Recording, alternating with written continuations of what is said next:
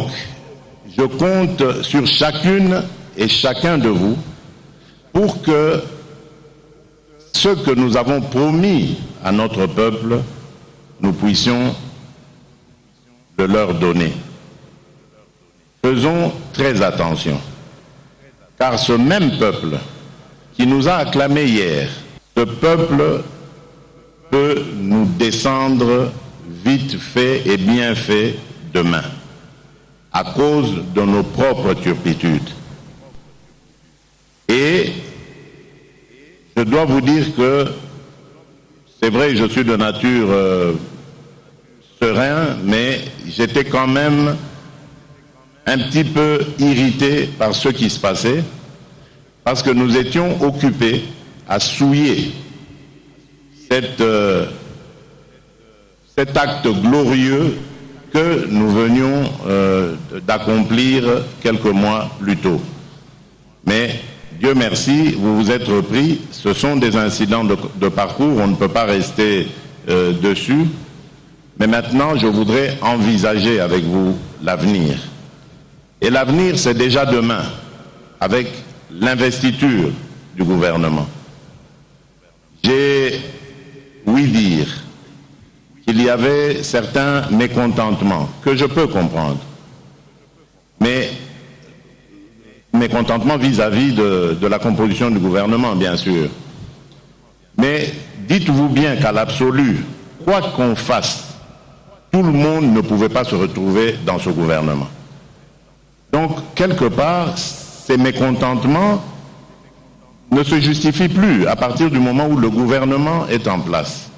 Des efforts ont été fournis pour que celui-ci soit le plus représentatif possible des souches socio-ethniques de notre pays, mais malgré ça, on ne pourra quand même pas y arriver. Nous avons plus de 400 tribus dans ce pays, plus de 400 dialectes, et que sais-je encore. Donc c'est pas possible de créer ou de composer un gouvernement avec toutes les tendances socio-ethniques de notre pays. C'est pas possible. Donc il nous faut être solidaires avec ceux qui sont là. Parce que ce n'est pas leur personne qu'il faut voir, c'est le travail qu'ils vont fournir.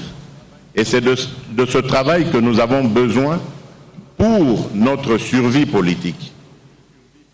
Je suis convaincu que tous ici, vous caressez le rêve d'être réélus, de revenir après 2023 au Parlement ou au gouvernement ou que sais-je, ou même à la présidence, qui sait.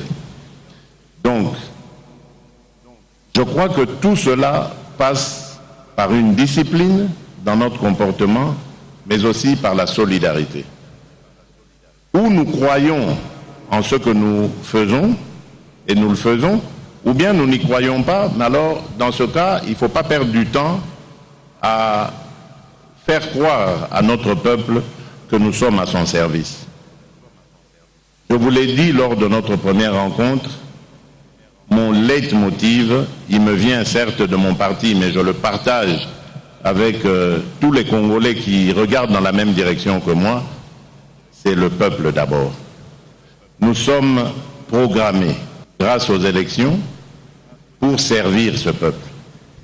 Et les signaux que nous avons émis récemment de tiraillement, de tension, qui peuvent être inhérentes à toute organisation humaine, étaient à la limite du négatif. Maintenant, qu'à cela ne tienne, corrigeons, rectifions le tir.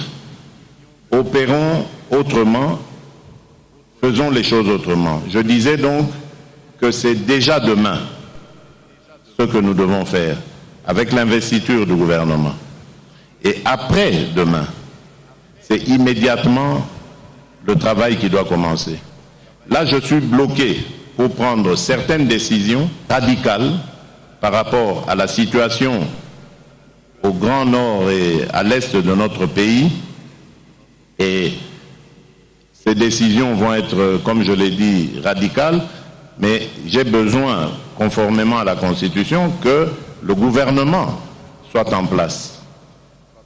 Et si vous pensez que nous avons encore du temps à perdre par rapport à l'urgence qui guette le pays à l'Est, par rapport à la survie de nos compatriotes, alors perdez ce temps.